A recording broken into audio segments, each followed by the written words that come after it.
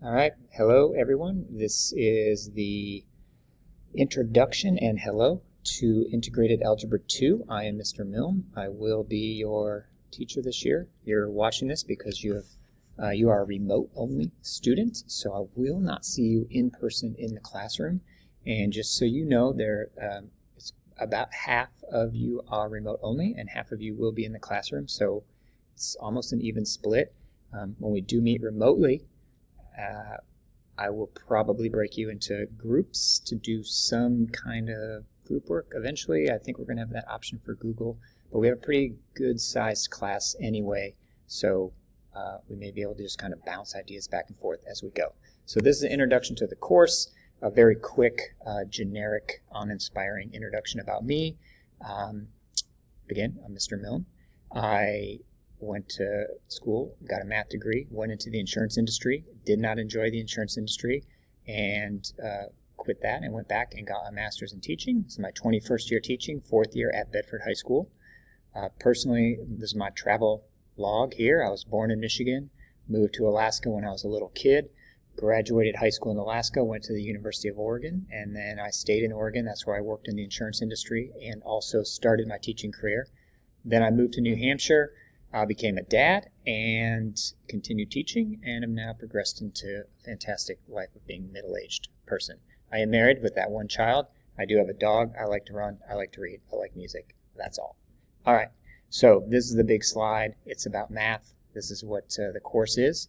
And there's a few things on here that may be counter to what you have experienced in math before. And that's one of the reasons I want to do this video. First off, I want you to make mistakes. They're okay. They're anticipated. They are really helpful in the learning process. Do not be afraid to do it. Do not be afraid to talk about them. A lot of times I like using the mistakes that are made to discuss kind of why the mistake was made and what we can do to kind of go forward from that mistake. So please know mistakes are okay. Along that line, I do expect and hope for a lot of questions. Anything that is causing trouble or difficulty or confusion, please let me know. You can send emails, you can ask in the Google Meet, whatever makes it's easier for you. Just make sure you ask. This is a big one. A lot of times people think that the faster you do math is an indication of how good you are at math, and that is absolutely not true. Math is not a race. Please do not feel like you have to speed through anything or finish in a particular fast amount of time to be able to complete the math. We are not going to have any speed trials here, so do not worry about speed in terms of completing your math tasks or your math questions. The more thoughtful you are, it might take more time, and I'd rather have you be thoughtful than go quickly and just try to get it done, or try to get it done and make a mistake. This is also usually not passed along, but when you're learning, struggling and being confused are part of the learning process. So keep that in mind as we encounter things that maybe don't make sense. You're confused, you're having a hard time with it. Absolutely 100% normal. That's how learning goes. And that's where this comes back up here to asking a lot of questions and being willing to make mistakes and learn from our mistakes. So we are going to use a growth mindset this year, and I'll be talking about this a little bit more. That's just kind of believing that I can do it. Maybe I haven't done so great before, but that doesn't mean I can't become great. It's being open-minded about your abilities and being able to accomplish things. So if you're remote, there's a video that, excuse me, I'm going to show in class. I don't know if I'm going to show it right now in terms of this point in the presentation, but I will show it. Instead of showing that to you now, I'm going to give you the link to that video in an email, in the same email that you got this presentation. So I would recommend watching that video. It's about this growth mindset and using mistakes to learn and to develop your skills. And then again, math is actually meant to be done in collaboration, so I'm hoping you will all be willing to talk about your approaches, your ideas, what you see, what you think, and we'll be working together to get through the year on Algebra 2. That being said, the first thing we're going to do on our first remote day is just kind of some pattern recognition activities. And I don't want you just to do it on your own. I'm going to want us to kind of see where we each approach the problems and hopefully we'll see that people look at things a little bit differently, but it still comes out the same. All right. You guys are remote, so if you should have already gotten an email about this, but this is the Google Classroom code, and I would appreciate it if you would join Google Classroom. If you have not already done so, you can pause the video if you need to, but that's the Google Classroom code for our class. And if you already joined it already, I will be syncing Khan Academy with Google Classroom. So if you've already signed into Google Classroom, then you're already in Khan Academy. It'll happen just like it does with the students who are in class. If not, then this little code down here is what you would use to join our class. And if you have any trouble with that, just let me know. We'll get you into the class. This link is for me to sync it, so it's not for you. This is how you would join our classroom with this code right here. This is just me indicating what class it is. We are going to use Delta Math. Some students love Delta Math, others don't, but it's a fantastic tool, especially with remote, because it gives you video access and it also shows you when you make mistakes, and it gives you an opportunity to try again, which is what I was just talking about.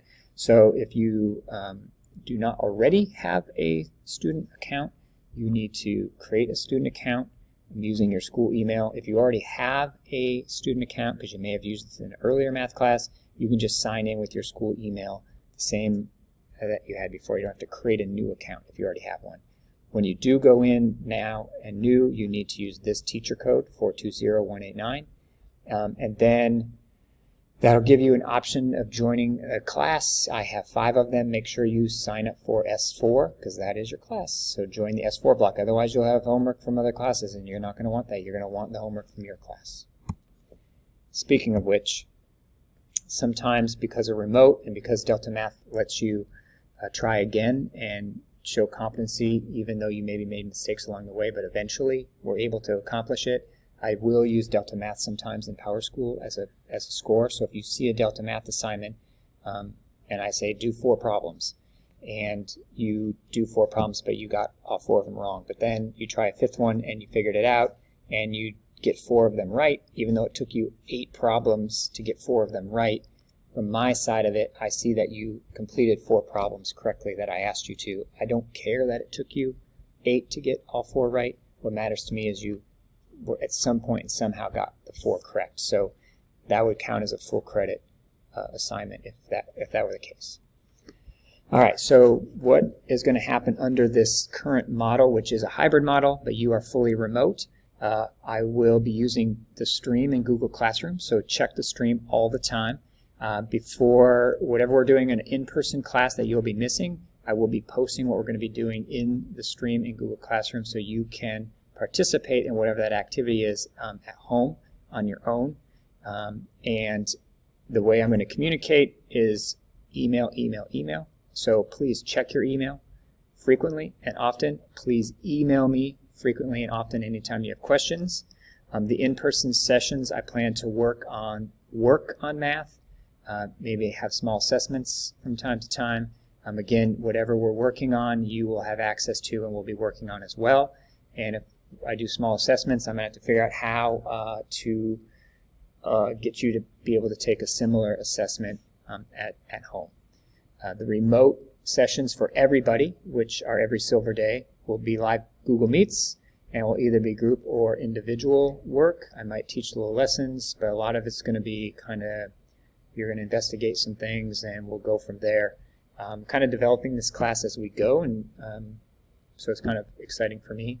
And your feedback as we go will be helpful as well.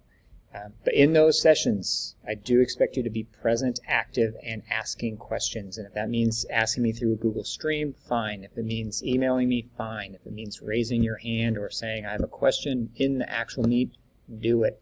That's how I need you to be active.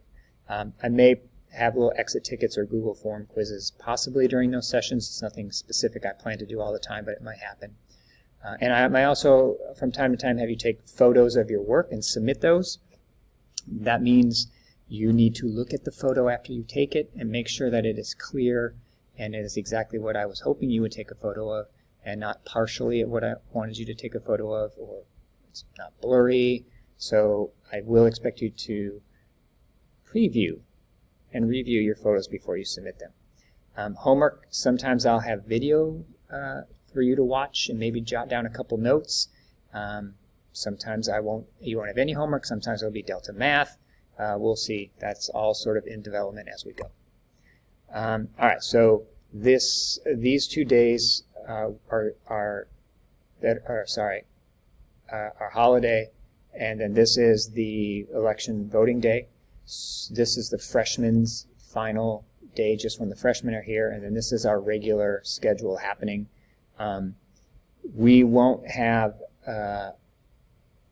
official times on the Wednesdays, like we won't actually meet for class, but I will, if we need to, be available on Wednesdays. If anybody needs extra help as we move forward, there's going to be red Wednesdays and silver Wednesdays. So silver Wednesdays, if we need to, I can make myself available to go over anything that's going on. But our class doesn't meet again, so notice this is the last day for the freshmen.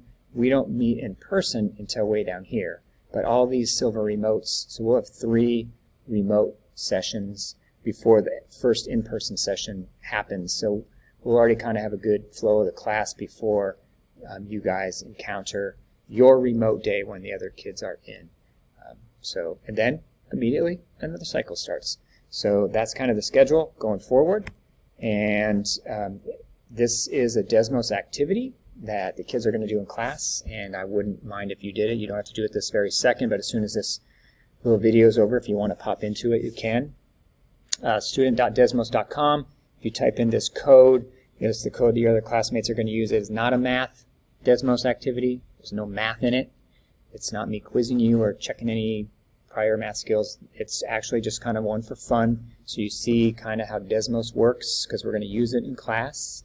And it also will help me get to know you a little bit, and that's what it's designed for. So don't stress about it being a kind of an educational Desmos. It's not.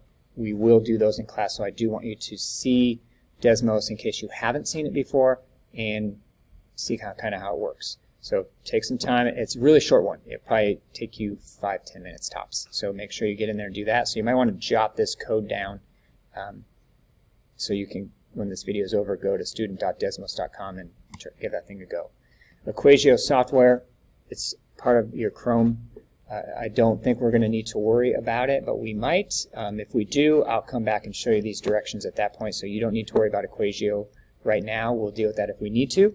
And so we're done with this, and your homework is to be prepared to look for patterns, share ideas, make mistakes, learn from each other, and maybe have fun, maybe.